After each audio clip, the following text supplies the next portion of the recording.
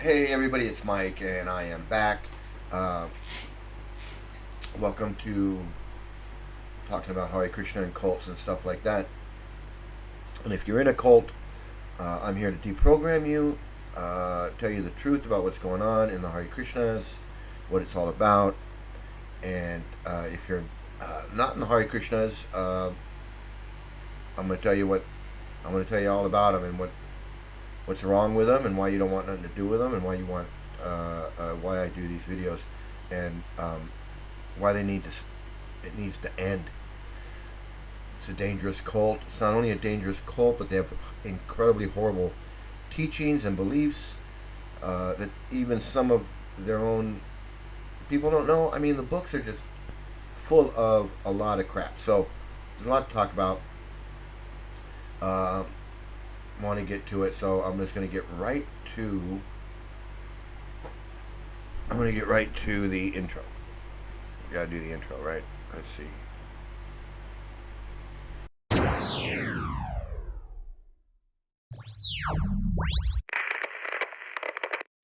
Hello? Hello. Okay, so the fires. Okay, LA's burning. LA's still on fire. There's still fires going on right now. And I'm from LA. I'm not in LA, but I'm from LA. And I'm familiar with all the places that are burning, everything that's going on. Lived there my whole life. And all over LA. Kind of all over. And so when I watch it, the Pacific Palisades and Altadena and everywhere. I mean, I've lived through so many of these fires, but not as bad as this one. This one is obviously probably the worst one ever. But we've had some bad fires in LA. But like the rest of the world, everybody's watching these fires. Everybody wants to help and donate and do something. And of course, the Scientologists were caught out there. They all do this, okay? They all do this. They all want to help. They all want to use. Every cult wants to use this this type of disaster or tragedy or whatever to promote their beliefs that the world's a dangerous place, the world is evil, the world is horrible, bad things happen, karma, whatever, and that the only way to really rise above all of this is through their cult. Hey, how you doing? Paz, good to see you.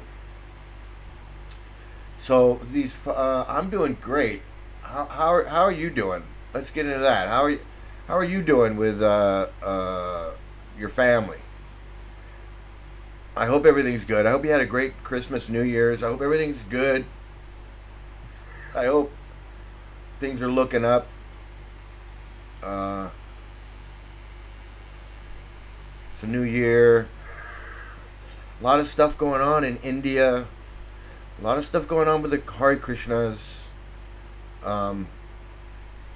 So I hope you're doing good. I hope your relative is doing good. But these Hare Krishnas, whenever there's a disaster, even India, wherever, they want to, like any other cult, they want to jump to the rescue. And it's not because they want to do anything good for anybody. It's just to preach. You have updates and questions if you have time. Absolutely, I'll get to you. I'm going to get to your. Absolutely, I have time for you. Absolutely, but the Scientologists were caught or exposed, exploiting the fires to do their preaching, and it's just so disgusting to me. These cults that are dangerous cults, criminal cults. The Hare Krishnas are an evil, disgusting cult. And I'm sorry if some of you know some people who are in it. I was in it. It's an evil, disgusting cult, and a lot of people in it they don't realize what they're involved in, and they think they're doing something good by going out and doing this, but they're not, because all they're doing is trying to spread their disgusting, evil teachings to more and more people under the guise of, hey, we're concerned about the fire and we want to help with the fires and or the floods or the hurricane or the tornado, whatever it is.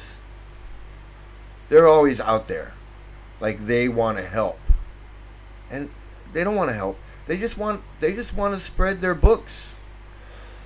They want to spread their books. They want to do their cult crap. That's all it is. And the Hare Krishnas, of course, are no different. And it took about 2 seconds to find the Hare Krishnas doing the exact same thing. And so I wanted to share that. And we'll take a look at this.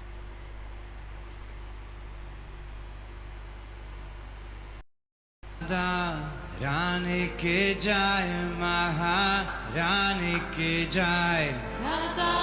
Rani ke jai, Maharani ke jai. Radha Rani ke jai, Maharani ke jai. Rani ke jai, Maharani ke jai. Radha Rani ke jai. Namaste, Pranam, Hare Krishna. Welcome to the Hare Krishna kitchen at our center in Los Angeles, International Society for Krishna Consciousness.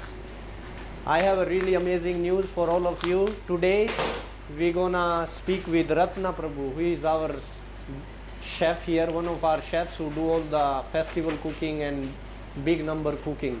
And today, he is cooking for the fire victims. So some devotees, actually Govinda Datta Prabhu with his food truck, he will be taking the prasad, Krishna prasad, the spiritualized food we make here to the fire victims, and he will be going there with some devotees to distribute it to them. But let's speak with our chef, Ratna Prabhu. Hare Krishna, Ratna Hare Prabhu. Krishna. So please tell us, like how many people you are cooking for, where is this We're going thinking to? 200 today. Yesterday they fed about 150. We're actually cooking for the firefighters, Firefighters. the first responders Wow. up there. They were very appreciative yesterday. There's other people there, but they liked our prasadam. One guy said, I'm probably the only vegan firefighter here, so he appreciated was very vegan happy. prasadam. Wow. Yeah, it's the forest fire of material existence, samsara. So they're putting out the fire and trying to alleviate some of the suffering. Yes. But with prasadam, we'll make it a more permanent resolution to the suffering of being in the material world. Rani ke jai, Maharani ke jai. Radha Rani ke jai, Maharani ke jai. Rani ke jai, Maharani ke jai. Bolo. Okay, this is the automatic course Sorry about creator, that and if you are commercial. looking for the fastest and most affordable way, Okay. Rashane Vale ke jai, jai, jai. Srila Prabhupada, he said, like one who take Krishna prasad, they will get spiritual body in next life. So it's very powerful tool.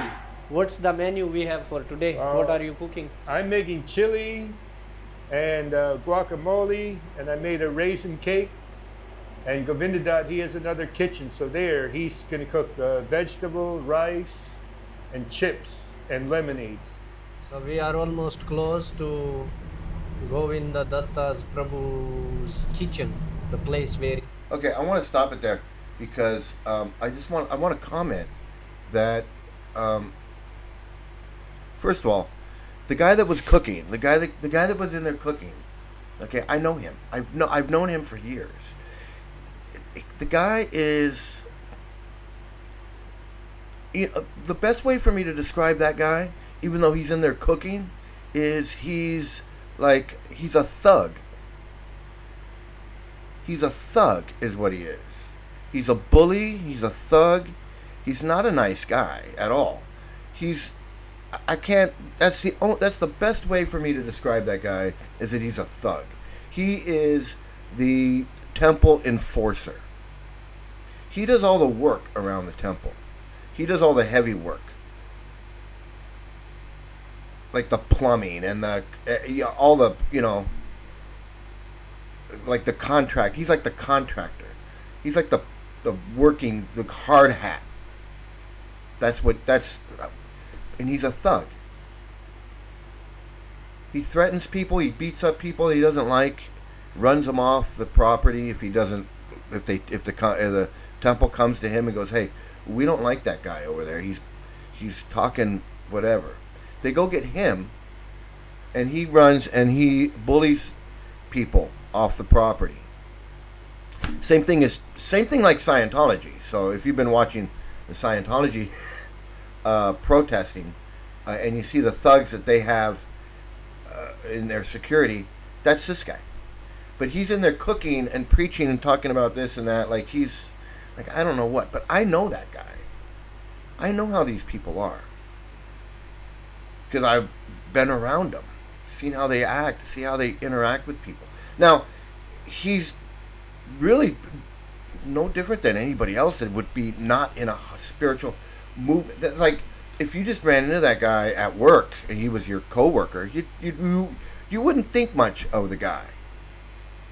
He'd be just like everybody else, Maybe a nice guy this day, on edge, whatever. He'd just be another guy.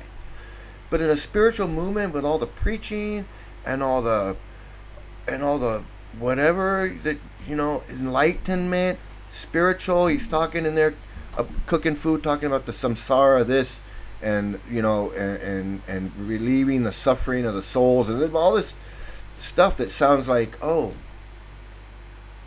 it's a spiritual. It's a bunch of bullshit. I'm telling you, it's all.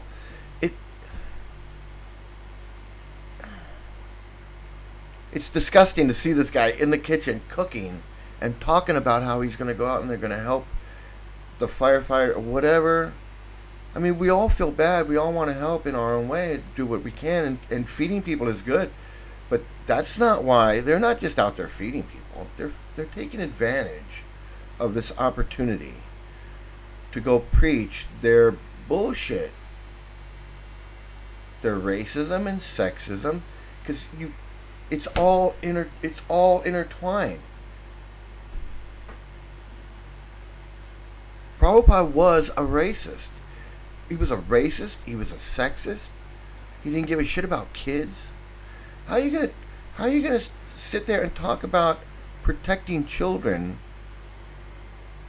when Prabhupada wants little girls married before they hit puberty? 11 to 13, 14. What is that?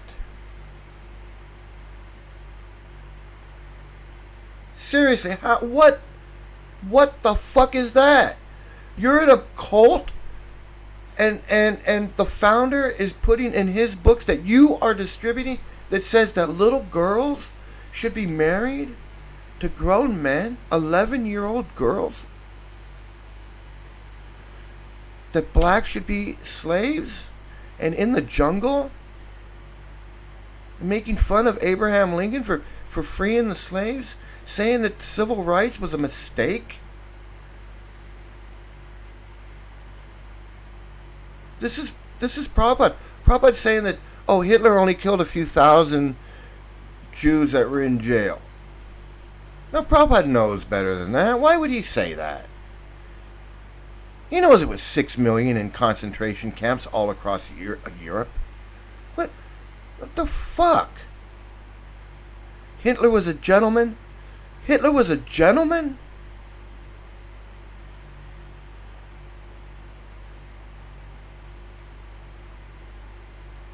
This is what they're preaching. This is the crap that they're preaching. And they're using these fires and tornadoes and whatever it is so they can get out there and be the hero We're cooking for the firemen while we're marrying off little 11-year-old girls and preaching that black people should be slaves and women should have no life at all. They should be under control of a man at all times. You take your food and shove it up your ass. You take all that food and your little food truck and shove it up your ass. I ain't eating your fucking food. Little girls what? 11-year-old girls what? He was 22 years old and he had sex with an 11-year-old girl? And you want me to say he was a pure devotee? He wasn't a pure anything. He was a pure fucking creep. He wasn't pure shit. If he had said, yeah, I was married to this 11-year-old girl, but you know what? I was 22 and I said, nah, I'm not doing it. Then I might have some respect for him. I'd be like, wow, he totally went against everything.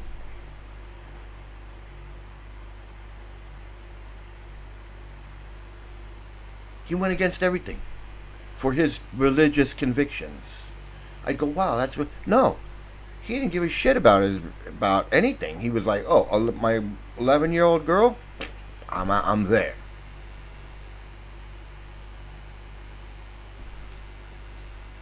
Didn't have any kind of You know what? If the world found out right now that the Dalai Lama had sex with his 11-year-old child bride when he was 22 years old, that'd be the end of the Dalai Lama.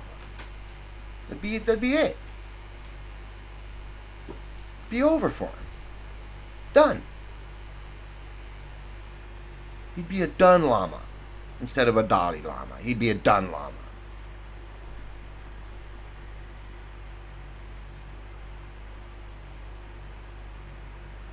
And these guys are going out in a truck distributing food and books, because there's never food without books, distributing food and books to the firemen that are rescuing people and trying to save lives. And they're out there feeding these people full of crap, trying to get these firemen to become Hare Krishnas so they can stop being firemen and go join the temple and go to India to milk a cow.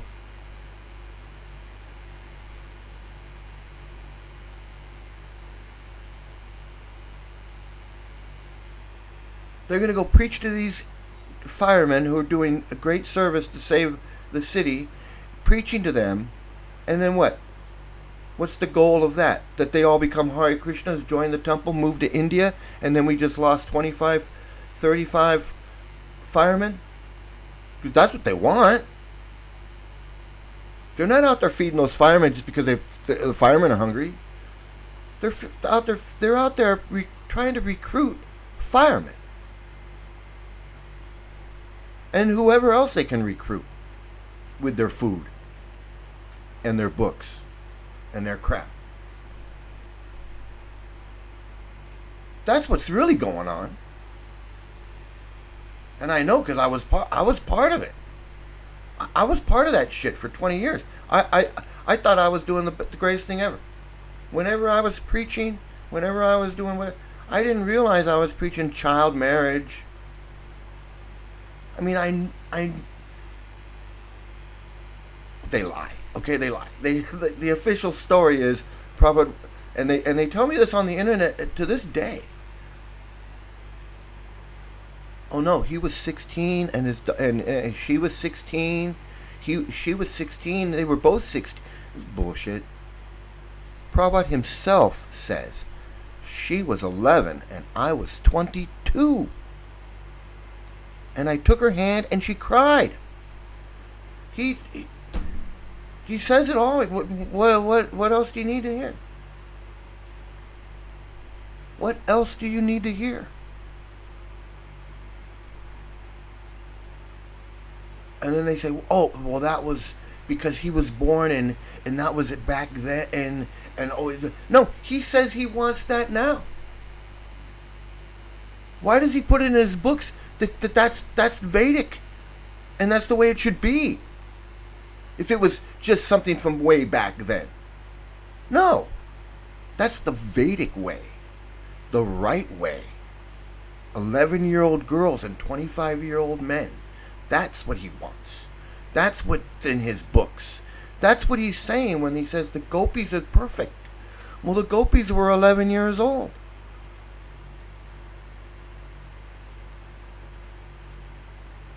The gopis were 11 years old. And he says in the Krishna book, some of them were married, some of them were breastfeeding.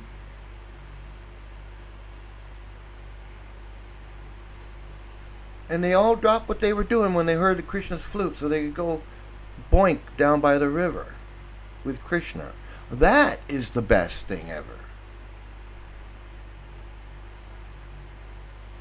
So that when you drop what you're doing and you go to become a Hare Krishna in the temple, move into the temple and just forget what you're doing and end up in India milking a cow, you're going to think to yourself, well, the gopis stopped what they were doing and that's the best.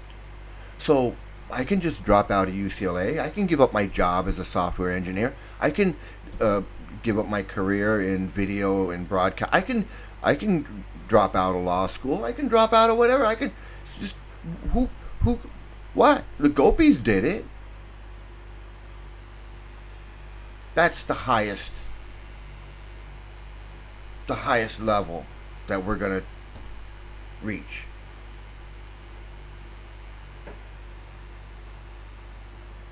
You know, just because you're a fireman doesn't mean that you're like, anybody can fall into a cult. Software engineers, aerospace workers, movie stars, rock and roll stars, business people. The grandson of Henry Ford can become a cult member. Madonna, Boy George, George Harrison, Tom Cruise. Nobody is safe. You can even know. And they can convince you that no. We're not a cult. And then next thing you know, the fireman is down at the temple. You know what? I really like that food you brought. I really like that food you brought to the when I was fighting the fire. You guys came. That was really nice. You guys came, and I can't believe you guys came and you brought that great food because all they were giving us was bologna sandwiches, and you guys came with that rice and the samosas and whatever else they would get. Yeah, wow. You know, so the fireman shows up at the temple. Oh, you have a temple in L.A.? Fireman shows up at the temple. Maybe with his fireman buddy. They both liked it. Who knows? Or maybe he goes with his wife. Maybe he goes with his girlfriend. Maybe he just goes by himself. Who knows? Let's say a fireman shows up at the temple. And he gets into it. Next thing you know, he's like, you know what? I don't need to be a fireman because that's what's in the books. I don't need to be a fireman. I don't need to be a software engineer. I don't need to pursue my career at anything. I'll just move to India and go milk a cow.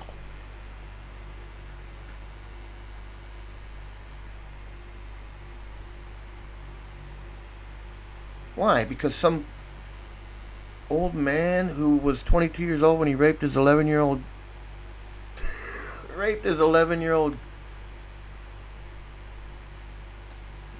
is telling you that that's the right thing to do? Because this pedophile from the 1800s is telling you that you should just quit your job and go move to India and milk a cow? So why not? It's insane. It's insane. But it happens. It happens. And now, you know. So pus. you have updates and questions, I absolutely have time if you want to, if you have any.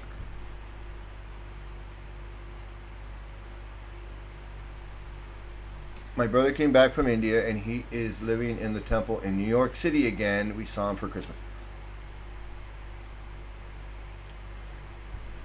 Okay, so, well, that's good. It's good. At least he's not in India. India is a great place to visit if you're, you know, if you're into that kind of tourism, kind of like adventure tourism. Adventure tourism. It's a great place to go and visit and kind of see it as a tourist and as whatever, you know. There's a lot of, you know, great things about it. I don't know if I'd want to live there. I mean, I don't know if I'd want to live there. I definitely wouldn't want to be a Hare Krishna living there, that's for sure. So it's good that he came back. So what, you lost a lot of weight. You look like he isn't eating well. Do people starve in the temple?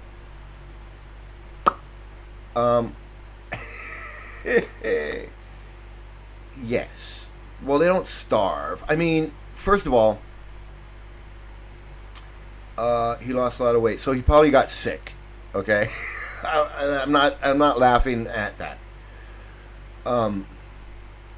He probably got sick, and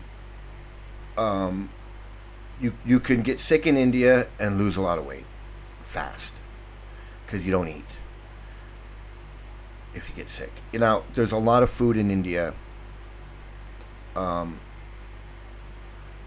if he's living in the temple, then and he's only eating what they're giving him because in the morning he's gonna eat his little bit of, he's gonna eat his like little raisins and some nuts and like a cup of yogurt and maybe a banana.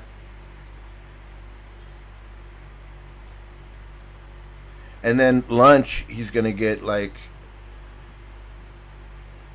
lunch is the big dinner. But lunch is like dinner. So lunch is going to be like rice and bread and like rice and chapatis and some vegetables and maybe some dal, which is like lentil soup.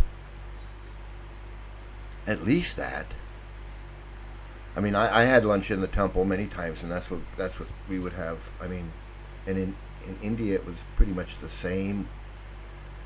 And then dinner is like, in India, dinner can just be like a snack. Now, it is possible that where he was just getting like a bowl of khichdi in the morning, which is like a little bowl of like porridge. And then maybe some yogurt or something.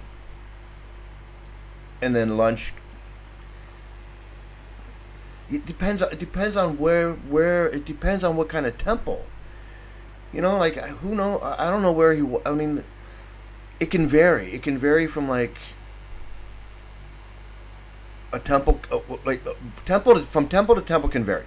You can be in one temple like in Vrindavan, it's very opulent. There's a lot of food, a lot of good food. L.A., very good temple. They got a restaurant. There's food. But then in some places in India, you know, he might just be a little bowl of rice and something in the morning, and then maybe a little bowl of something in the evening. And if he's got no money to go buy anything, then that's all he's got. So it's easy to lose weight in India. It's one, getting sick, especially if you're living in the temple. Because if you're living in the temple, it's like you don't have the money to insulate yourself. You know, like you're not. You know, I don't know if you're drinking bottled water. Is like water is like kryptonite. Okay, so you gotta have bottled water. If you're not drinking bottled water, you're going to get sick. And so if he's in a temple and there's no bottled water and he's drinking water, he probably got sick. And then you know it takes time to build up to where you can drink the water. It's not like, so he probably got sick. And he may have been living in a temple where there's not a whole, he's limited. His meals are limited. If he doesn't have money to go buy food, he's eating what they're giving him. They're not going to starve him, but it ain't no buffet. It ain't no buffet. So that's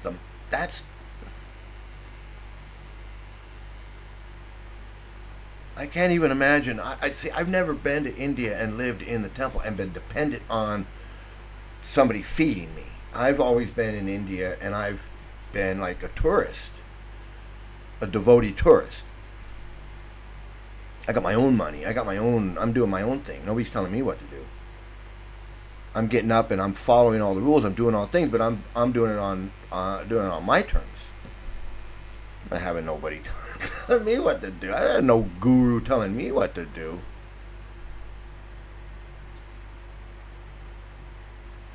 Now I would have had a guru if I thought somebody was worthy of being my guru, but people in ISKCON, those guys, those gurus that they have in ISKCON,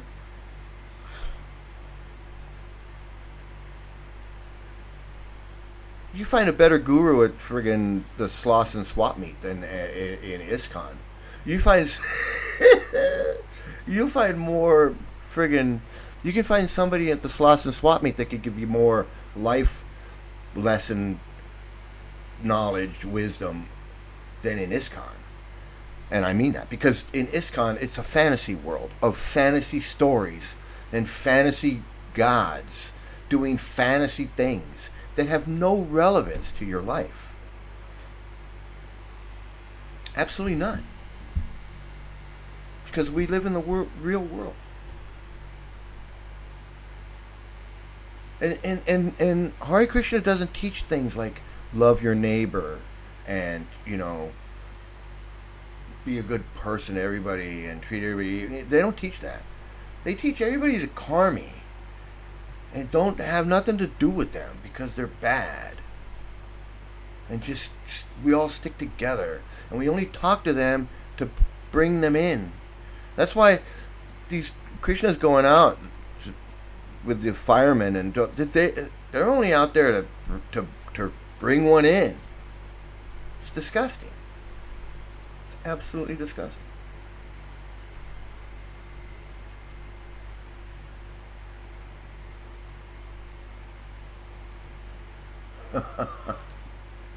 Yeah, okay. He was only with us for 2 days and he had to check in with somebody periodically on the phone. Do you know what that's about? Yeah, that's called being in a cult. Normal people don't do that. Normal people don't have to check in with anybody. He needed to keep checking in. Yeah, he needed to keep checking in. Absolutely. See,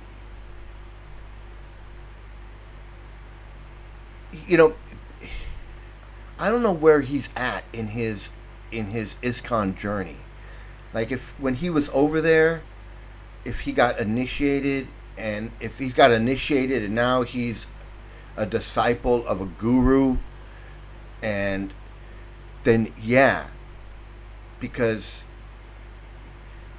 he's new. I never went through that, checking in on anybody, but I never had a guru. But I know, like,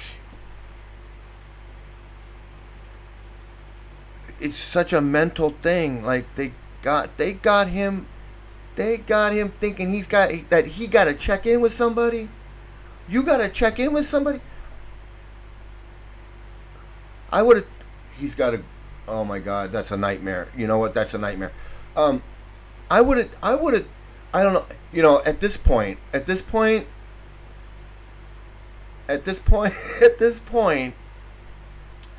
gotta sit down. This is what I would have said with it. If that was my brother, sister, relative, whatever, I would have said, "The fuck, you checking in with somebody? Are you a grown man? Grown person? Who the fuck checks in on a grown person? Another grown, other than your wife or your girlfriend, who are you reporting to? That's not something that normal people do. Normal people don't check in with their handler. That is not normal. That's just not normal.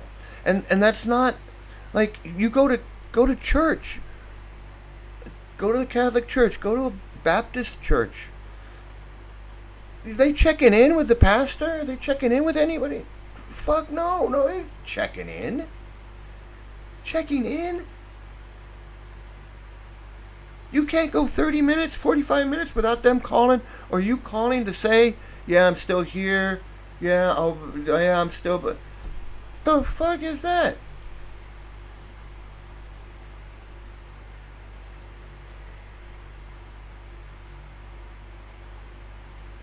It sounds like communism.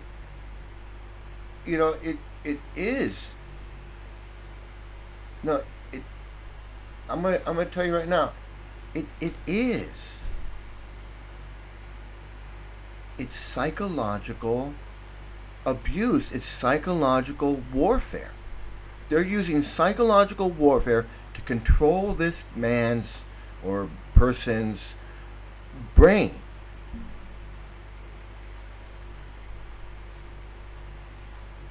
And when you're willing, it's that much easier for them to do it. Think of like a POW that's in a POW, right? And they're being tortured, they're being manipulated, they're being mentally tortured and physically manipulated to break them because they're resisting. And then eventually they break, right? They're like, I can't take it anymore. I'll sign the letter. I'll make the video. I'll say that you are the good guys and that the USA is the bad, whatever. Because they can't take it anymore. But if they're willing,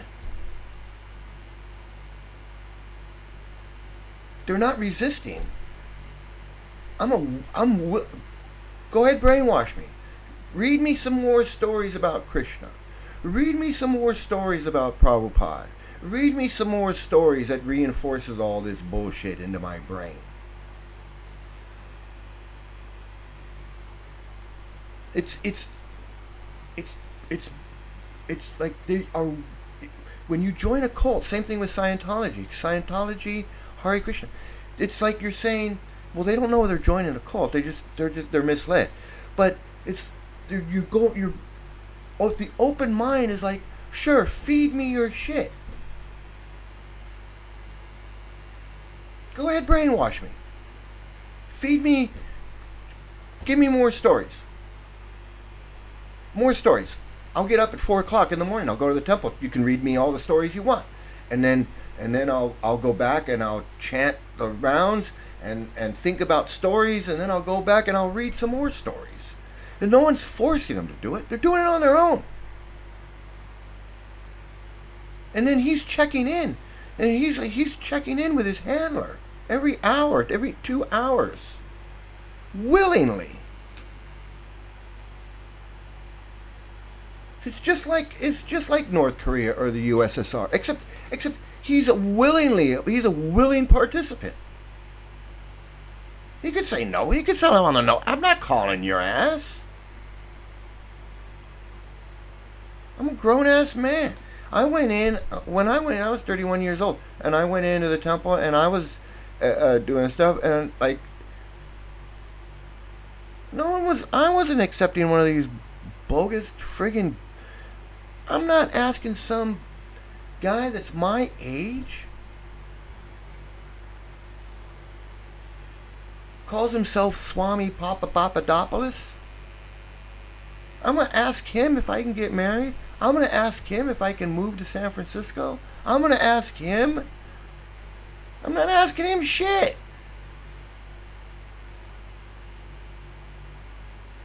Who the fuck fuck is his guru?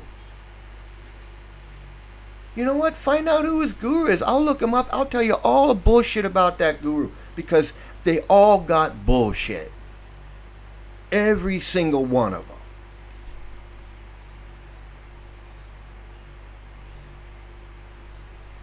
Fucking A, man.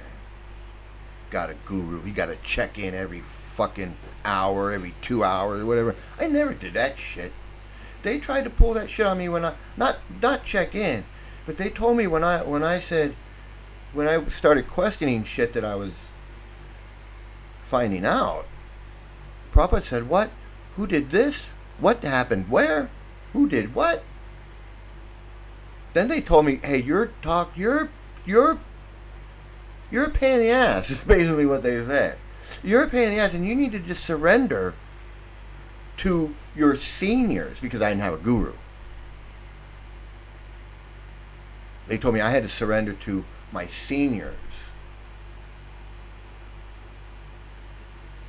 And if I didn't surrender, well, then maybe they needed to come down and straighten me out.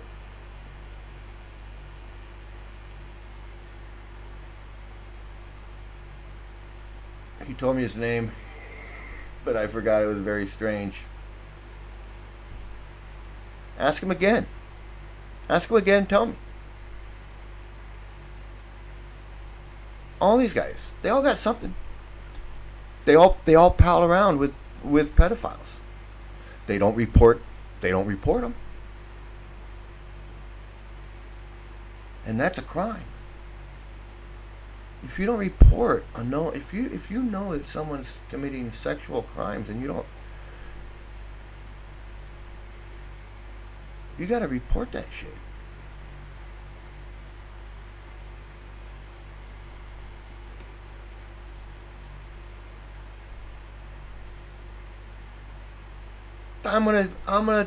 Some 35-year-old man is gonna tell me whether I can get married or not, whether what I need to do, whether I can buy a car, whether I can. This guy told me that he bought a laptop. This was in the mid '90s. This is when laptops were like really clunky and funky, and they were big, and they were expensive. And he had one. This devotee had one. And he said that his guru saw him with it, and his guru said, "Oh, you need to buy me one of these." And he told his guru, "I'm not buying you a laptop." And he said, "Oh no, you're being offensive. You're being offensive if you don't buy me a laptop." And if you offend your guru, well then you get kicked out of the organization.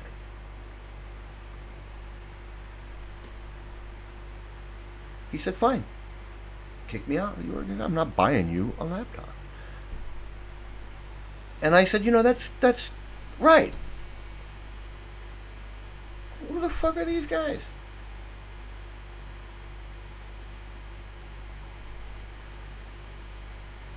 And then, okay, so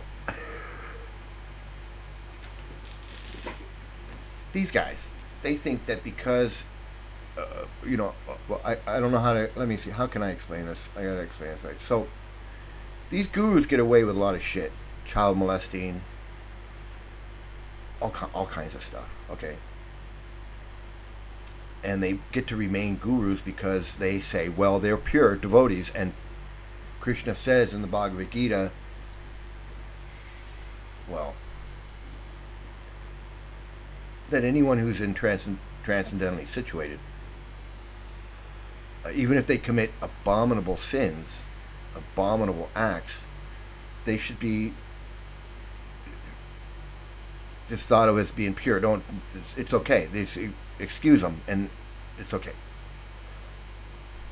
That's in Prabhupada's Bhagavad Gita. That's what Prabhupada says. It says.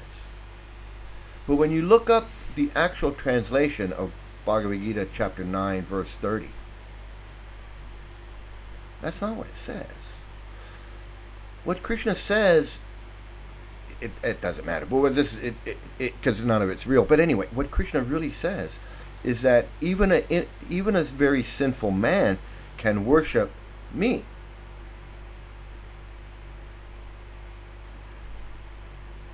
He's saying, what he's saying is anybody can worship me. Even a very sinful person can worship me. Even a person who's done very abominable acts can still worship me. He doesn't say that someone who's worshiping Krishna can go have sex with little girls, sex with little boys, rape, murder, do whatever they want, run drugs, deal drugs, run guns, sell drugs, do all these things that these guys have done. And then remain guru because chapter 9 verse 30 says that because they're situated in transcendental platform or whatever, that they should be excused of any abominable acts that they've done. No, that they may accidentally do. No, that's not what the verse says. That's Prabhupada's interpretation of it. Probably because he had sex with an 11-year-old girl when he was 22 years old. And he was doing snuff every night. But that's not what the verse says. The verse says that even anybody can worship Krishna, even a very abominable, evil person can. It's not what Prabhupada says. But that's how they get away with allowing all these things to go on. They don't report their crimes to the police. Children are molested, they don't report it to the police. That little girl, that woman, she's a woman now. When she was a little girl, she was abused all the way up to the age of 11 or 12, 13. When she was 13, she was raped by some guy at a Krishna festival.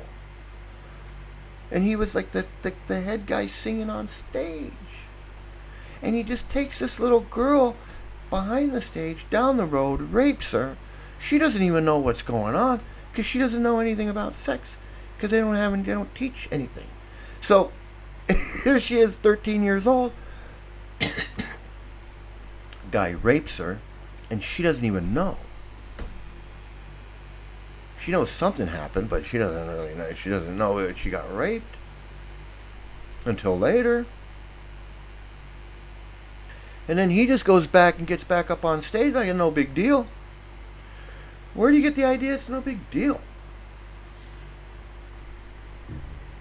In the real world, when somebody rapes somebody like that, especially a little girl like that, they go run and hide. They don't get up on stage, start singing. Guy raped a little girl and went back and got up on stage and started singing Hare Krishna songs. Man, if that's not sick, I don't know what the fuck is. Oh, I know what it is. Her mom married her off to another guy, a 26-year-old man who took her to India so he could just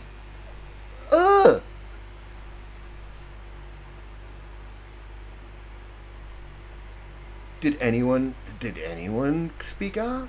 Is anyone speaking out now? Is anyone saying anything about all of this stuff that's going on? That's going on right now? Is this guy, is your brother, guru? Is he standing up and saying, hey, I'm not for child marriage? No. You're not going to do that.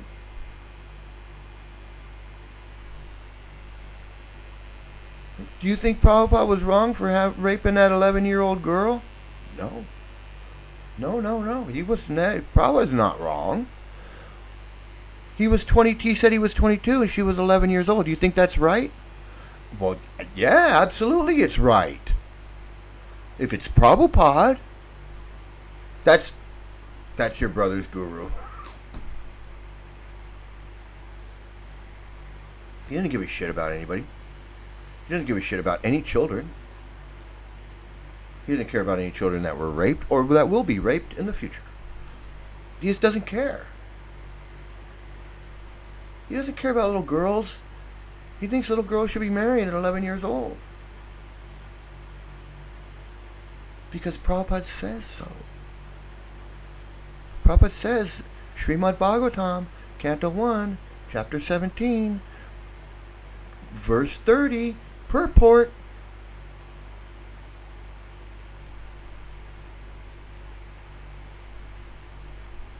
How you worshiping this guy? How you worshiping this man? This disgusting fucking creep who raped an 11-year-old girl when he was 22 years old, laughed about it, and then put in his books that 11-year-old girls make the best wives, and that all girls should be married before they hit puberty, and that no woman should ever live unprotected by a man, that women do not get independence. What the hell is that? And black people belong in the jungles, and that they should never have been freed? And Abraham Lincoln, well, Abraham Lincoln, didn't he free the slaves? What's so great about him? What's so great about Abraham Lincoln? He's the one that freed the slaves. Civil rights. They gave the black people civil rights, and now look at them. Rioting, causing disturbances, rape, can't walk in Central Park.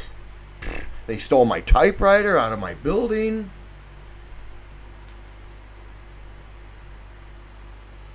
Martin Luther King,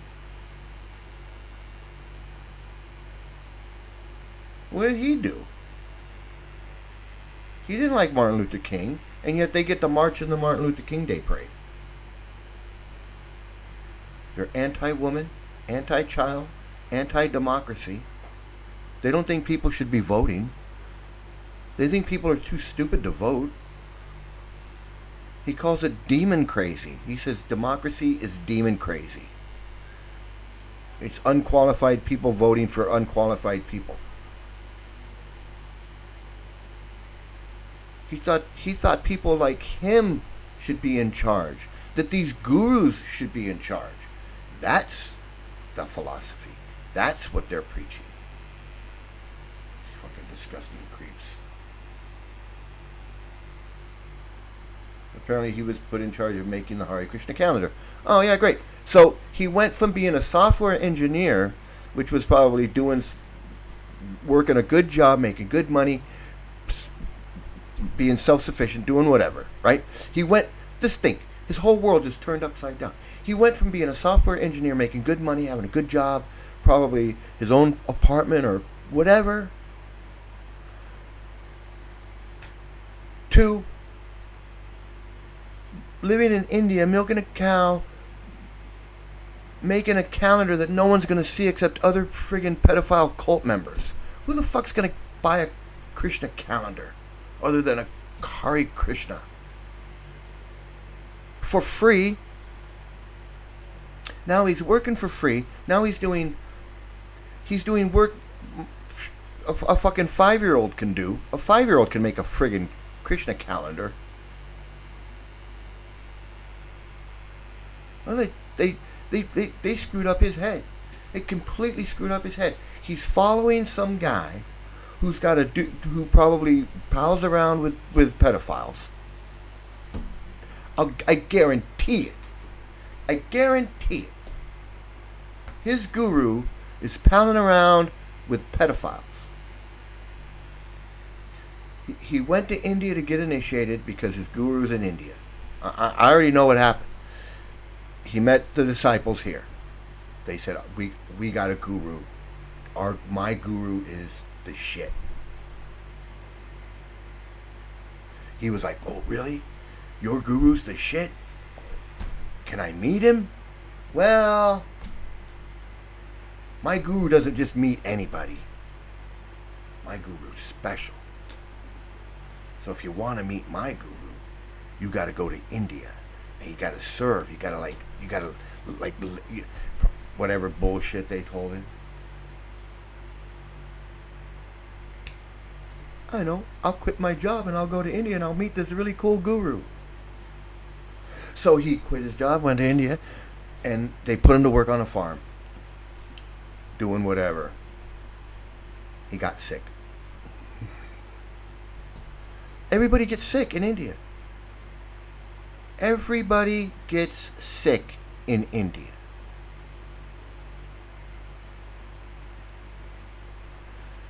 He got sick. He got sick.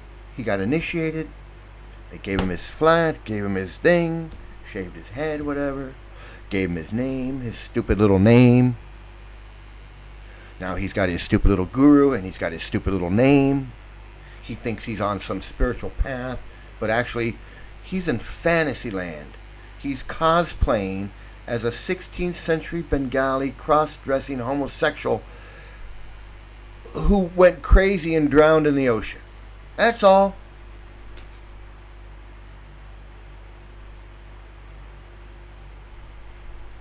That's it. I was doing it. Although I got initiated in Downey. I didn't go all the way to India to get initiated. I got initiated in Downey, California.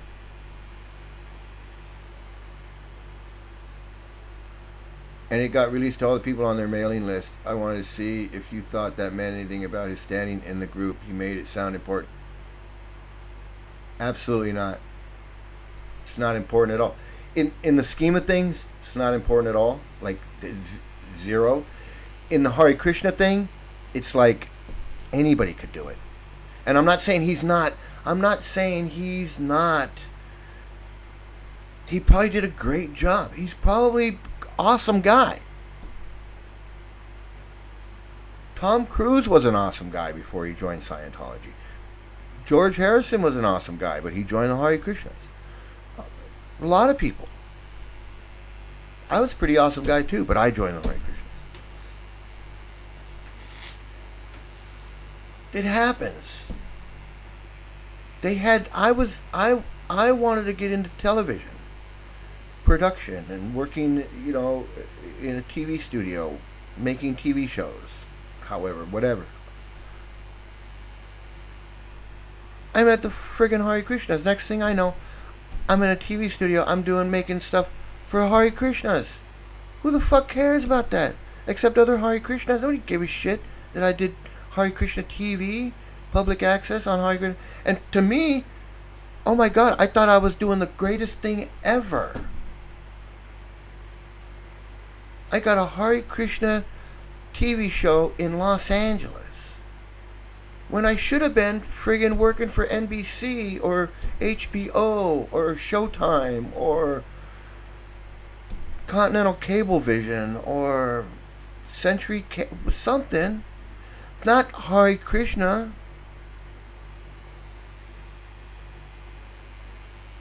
But I was so brainwashed. I thought I had.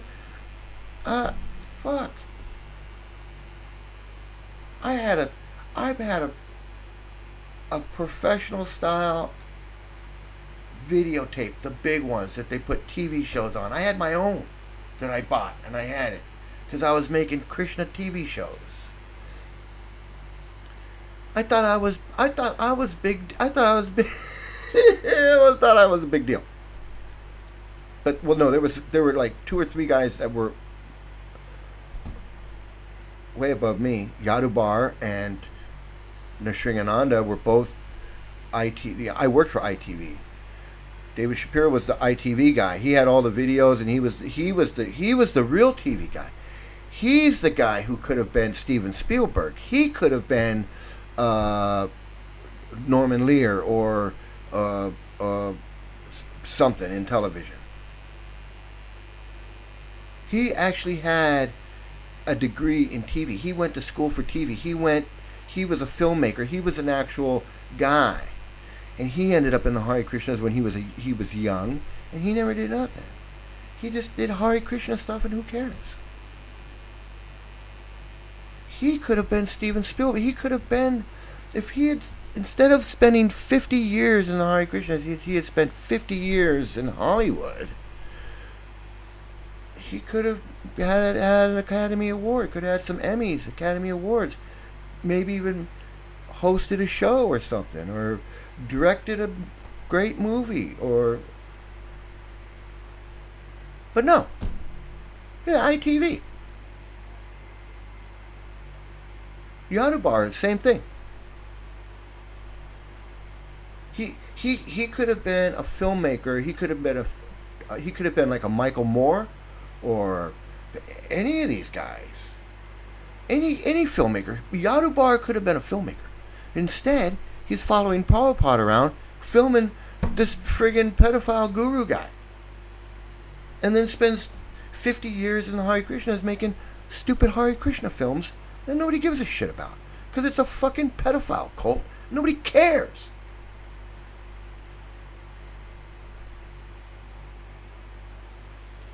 It's like nobody cared about my shows. I thought I was I was so deluded. I thought I was doing such. Oh, every Tuesday, every Thursday, my show comes on. I'd go make a show, and then I'd go take the tapes all over LA so they could be shown on public access TV all over. I thought I was doing something. I thought I was just like I was so busybody, here, there, filming, this, that. Oh my goodness! I thought, oh my God, for what? For this friggin' pedophile cult? Oh my God! When I think about that, I just think, what a dunce I was. Fucking stupid I was. I could have been working in fucking HBO. I could have been doing something. Hey, I realize it's late. Have a great night. Thanks for joining in. We'll talk again. Absolutely. I want to thank you for joining in, and I hope everything works out. I hope we can get your relative back one day. I hope he comes back one day. I really do. I really do. It's and that's it, you know, and that's it. That's how it happens, you know. The guy just meets a devotee one day, some devotees one day, gets a book. He's got an open mind. He doesn't want to be rude. He takes the book, he reads it. Maybe he's got says some cool things in there that he agrees with, but hey, that's not hard to do. You can read Harry Potter and say, I like when Harry Potter said that thing about the thumb. That made sense. Yeah. There's stuff in books that makes sense all the time. Oscar Wilde. Writers all the time, all going back to Aristotle and Socrates. They all had something to say. Interesting stuff. That doesn't mean you drop everything, drop your life, drop everything, go shave your head, join this cult and follow some idiot who's promoting child marriage and friggin' the world is a stone age where women are married at 11 years old and have no life, no education. Women don't go, like the Taliban. Like the Taliban. It's because you read something in a book, now you're going to go join the Taliban? But it happens. Damn it, it happens. It sounds crazy, but it happens. And this guy's relative, brother, cousin, whatever, brother, met some devotees, got a book, read it, started hanging out with them, going to the temple, hanging out with them. Next thing you know, he's in. And the family's like, oh my God, what happened? We lost our... He doesn't talk to him. Luckily, he came home for Christmas. Now he's living in New York, whatever, and he's doing the Krishna thing. He's gave up his real job, making real money, to go work for the Hare Krishnas doing a similar job for no money. And now he's answering to somebody on the phone. He can't go visit his family without having to check in with somebody. You gotta check in with somebody every... That is like... That is weird. I don't know. That's weird. That to me is... Like, what happens if you don't check in? Like, just give him an ankle bracelet. Can you just give him an ankle bracelet, and if he steps out of the thing, it beeps, and then they know, hey, he's we got a runner. He's trying to run. I don't know what. That's so weird. a spiritual movement, you got to check in. I just want to advance spiritually and become a better person, a good person. Try to learn how to be a more spiritual person and not be so materially inclined in this depressing material world that we live in. I just trying to find some kind of enlightened, more meaning to something, and then you end up in a friggin' pedophile cult just because you, like that lady that joined it, like she was just going to yoga classes. She just wanted to stretch. She was stretching and doing this yoga. I don't know if you watched the video that I did a few months ago, where the lady, she got invited, this guy that she knew was dating, was doing yoga. She went to this yoga, and it was really cool. She liked it. It wasn't a cult or anything. It was just yoga. But then they broke up, and she wasn't going to that yoga anymore. And then she met some co-worker, some girl somewhere, who was doing yoga, and she mentioned something about the yoga, and the girl was like, "Oh yeah, I do yoga, and that's how I got my car. That's how I got my apartment." And she said the car was nothing special, and the apartment was nothing special, but she thought it was due to the yoga. But anyway, she went to the yoga class, and she was doing yoga, but then it gradually became like, started with some yoga and then chanting and then yoga and this, and then there's the guru, and then it became, and she got sucked into it. She got sucked into this friggin' Yogi Bhajan yoga cult where everything centers around Yogi Bhajan. Anyway, she got out of it. She was giving her experiences of being in this cult. She just wanted to do yoga. She just wanted to stretch and do yoga. She didn't want to join a cult. And next thing you know, she's in a cult. So, got to be careful out there. Everybody got to be careful out there with these cults. They will do anything and everything to try to recruit people, and they will definitely, they don't have any problem exploiting fires, natural disasters, hurricanes, tornadoes, whatever it is. They will be out there with their food or their whatever and their books trying to get people into their cult using these natural disasters. So I wanted to make that aware. I wanted to make this video. I hate these friggin' cults. Scientology, Hare Krishna, Jehovah's Witness, all of them. I want to see them all end. So that's why I do these videos. And if you're just joining and you don't know anything about me, I was in the Hare Krishnas for about 20 years. I've been out for about 12 years. They're going on 13 years. Been out. And if you want to know more about my experiences in the Hare Krishnas, you can check out my other videos. You can like, share, and subscribe. Thanks for watching, everybody. This deprogramming class is over. Unga! Yep, and we're just going to end it here. Okay, and as usual, I do have, again, thanks for like, share, and subscribe so I can get these videos out and help people be aware of the Hare Krishna, Scientology, and all of that. Everybody's protesting Scientology. Good work. Keep it up. However and whyever you're doing it, keep doing it. Thanks, everybody, and enjoy the commercial here. Bye. Ladies and gentlemen, the story you are about to see is true. The names have been changed to protect the innocent.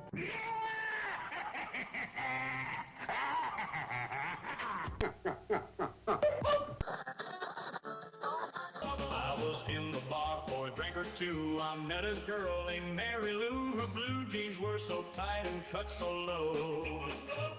Those jeans were stretched across her butt. On a belt she wore a rabbit's foot, and I couldn't help but see her camel toe.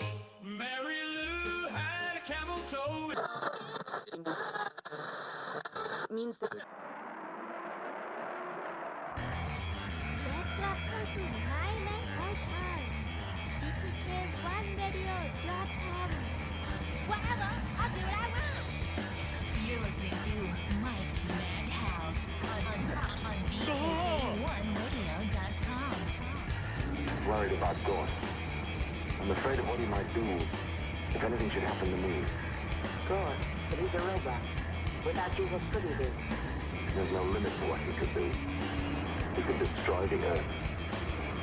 If anything should happen to me, you must go to God. You must say these words. Dumalang, Video Zuzi, and ready to Mike's Madhouse, more BKK1radio.com. And now it's time for the Dumb American on Mike's Madhouse. Back to dope tunes and stupid talk with White Boy Mike on Mike's Madhouse.